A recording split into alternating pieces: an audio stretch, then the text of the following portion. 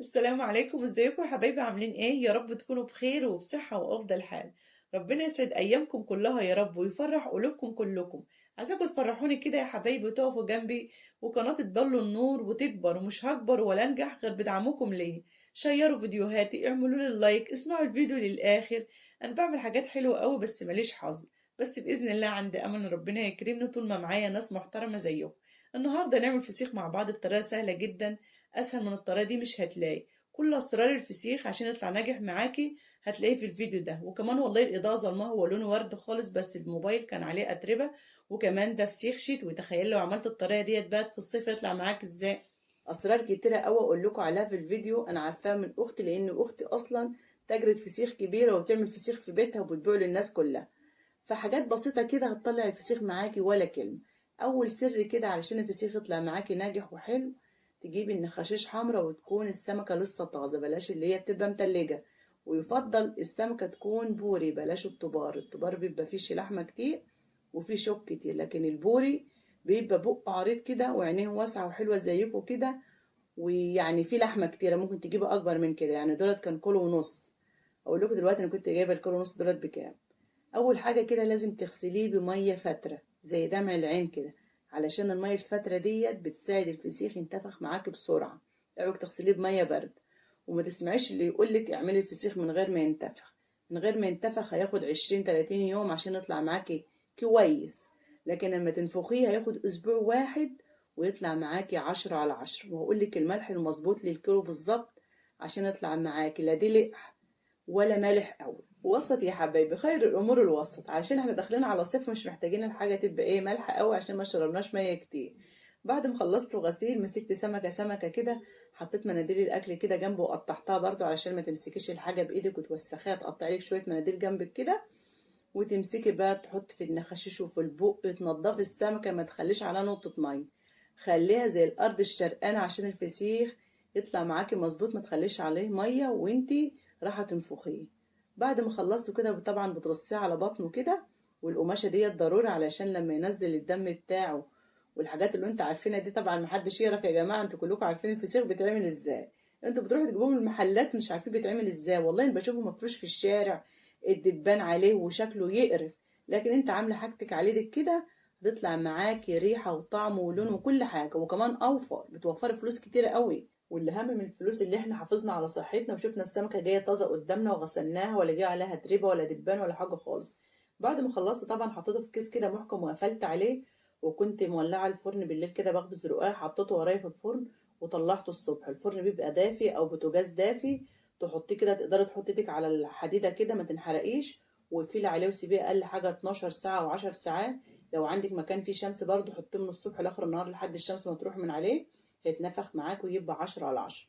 بعد كده بقى نعد الملح مع بعض كده: 2 3 4 5 6 7. الكيلو نص سمك بياخد 7 معالق ملح كبار كده مليانين ملح ناعم خالص، ولا ملح خشن ولا حاجة خالص، يطلع معاك 10/10. ما توقفيش نفسك على حاجة معينة، لأن في ناس تقولك لازم ملح خشن أو لازم ملح بحر عشان الفسيخ يبقى معاكي حلو. والله احنا بنعملوه يا جماعة كلنا أنا وإخواتي بالملح العادي ده خالص بيطلع مظبوط والحمد لله.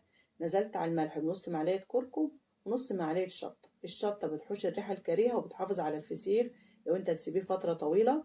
وكمان الكركم بيدي للسمكة لون حلو كده من بره ومادة حافظة برضه. طبعا قبل ما تمد ايدك ليم السمك بتكوني محضرة العلبة بتاعتك، محضرة الأكياس، محضرة المناديل بتاعتك اللي هتمسحي بيها السمكة، لأن السمكة نزلت دم واتنفخت فطبيعي انك لازم تنضفيها وتدخلي المناديل في نخاشيشها. ما عندكيش مناديل بأي قماشة طرية كده تكون نظيفة، وتنضفي السمكة ومتخليش فيها أي مية تاني. بعد كده طبعا تمسكي السمكة كده بنخاشيشها كده وتفتحيها وتحشيها على آخرك الخلطة اللي احنا عملناها دي. بصي ما تخليش فيها منفس. بصوا بقى، أنا حاسة إن أنا كنت رايحة أعمل عملية جراحية يا جماعة والله.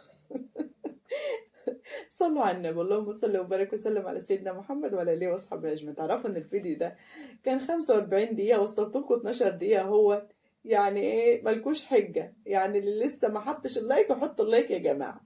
واللي عندها منتدى ترفع منتدى كده وتقول انا رفعت لك منتدى ومش ايمان ارفع لها منتدى. طبعا ده الكلام ده طبعا للناس اصحاب القنوات، اما اصحاب الحسابات يعني انا عايزاكم بس تتخطوش الاعلانات بس وخلاص يا جماعة. كده ايه خلصت كده، ومسكت السمكة نيمتها على ظهرها وعملت لها العملية الجراحية بتاعتها، فتحت لها بقها وحشيتها بقى الخلطبيطة اللي هي الكركم والشطة والملح دول. بصوا السبع معالق ملح ما تسيبيش فيهم نقطة غير ما تتحط على السمكة، يحشي نخاشيش وبق. بص طلعي روحي، خليها كده تقول خلاص انا هرجع سيبيني. اول ما تقول لك خلاص كده انا هرجع ولا رجعت، خلاص اقفي بقى تبطلي لا تحط نخاشيش ولا بق. كده خلصت اهوت ونيمتهم على ظهرهم. وامسك بقى الكيست كده وايه وارص بقى، تكون محضره كده ايه 5 6 اكياس جامدين قوي مفهومش اي هوا.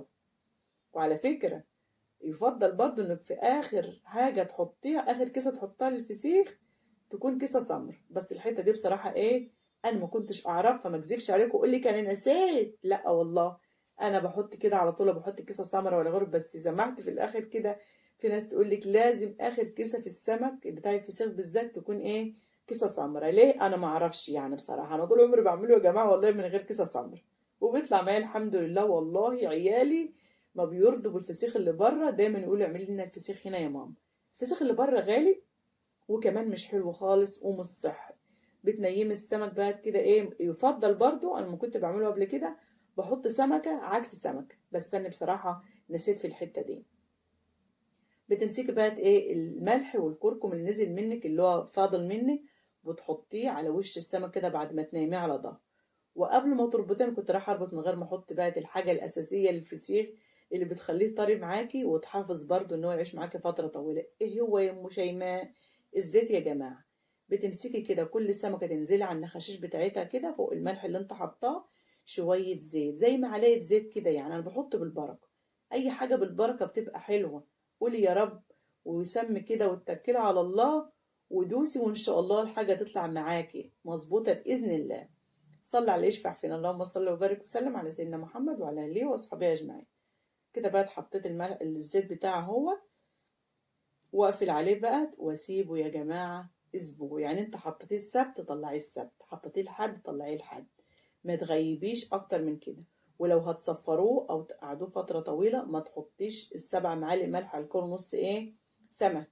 طب انت مثلا جايب الكل نص سمك 10 سمكات طباق، حط لهم ال7 معالق ملح. هتحط فوقهم وتحط تحتهم هياخدوا ال7 معالق ملح برضه. فاهميني؟ في ناس هتقول لي طب ما ممكن السمكه ضعيفه وتشرب ملح بسرعه وتبقى ملح. لا، ما الطبار بقى ما تقعديش اسبوع كامل، 5 ايام بالظبط وطلعيه وكليه. عرفتوا يا جماعه؟ نفس الملح بس بدل 7 ايام هيبقى ايه 5 ايام بس، علشان السمكه بتبقى صغيره وتشرب ملح بسرعه. فاهميني يا جماعه؟ فاهمينك يا ام شيماء. بتحط بقى كيسه جوه كيسه جوه كيسه جوه كيسه، يعني تعملي زي 5 6 اكياس كده. تكوني محضره علبتك وتحطي فيه، وتعيد 4 ايام وتقلبي الفسيخ. طبعا تبقوا حاطينه على ظهره، بعد 4 ايام تقلبوه تعملوه على بطنه بحيث الميه اللي نزلت من الفسيخ تروح عند بطنه ويبقى كله طعمه واحد، ما يبقاش حته عدبه وحته مالحه. وبعد كده تحط على وش العلبه بتاعتك كده كيسه برضو، وتحكم العلبه كويس. ما عندكش علبه زي دي تحط في اكياس كتيره، بس اهم حاجه كل كيسه تطلعي منها الهواء. حط في اكياس كتيره زي 10 اكياس كده، وقوم حطها في جردل في طبق كده، وحطها في فرن البوتاجاز او في الفرن الغاز، ان هو يكون في مكان ايه مغلق كده ومحكم، وما تخافيش مش هيطلع له اي ريحه باذن الله. بدون ما تحط بلاستر، بدون ما تلف عليه حاجات كتيره، اعمليه بالطريقه ديت ومش هيطلع له ريحه خالص ان شاء الله. بس بحط العلبة برضو في كيسة، أي كيسة بقى، كيسة بيضة كيسة سمراء، الكيسة الكبيرة المتوفرة عندك. وحطيه بقى وسيبيه، وبعد أسبوع بالظبط افتحي عليه. لو فتحت على الفسيخ ولقيت عليه مية كتيرة اعرفي إن هو يطلع ناجح معاكي 10/10. لأن من عوامل نجاح الفسيخ إن هو يبقى عليه مية ياما. كنت هنا بقول لكم شفت أنا كنت حاطه لكم على ظهره وفتحته وهو إيه على بطنه. الله يمسها بالخير، والدتي كانت بتعمل لنا الفسيخ ده يا جماعة في شالية أيام ما كان عندنا شوالي بقى وجاموس وبقر. الله يرحمك يا والدي ويسامحك يا رب انت وحماتي واخويا، ويرحم اموات المسلمين جميعا يا رب. اللهم امين، قولوا امين يا ولاء. كان عندنا 3 جاموسات وبقر وكل حاجه، كان خير عندنا كتير قوي قبل والدي ما يتوفى.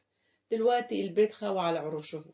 فكانت بقى بتحط لنا الفسيخ ده في شاليه كده، وتحط فوق الفسيخ كيستين 3 كده، ترصه في الشاليه كده، وتقوم حاطه كيستين 3 وحطاه على وش الشاليه كده ايه طين، مليسه الشاليه بالطين، وتيجي تفتح الفسيخ وخلاص، وكان الله بالسر عليه.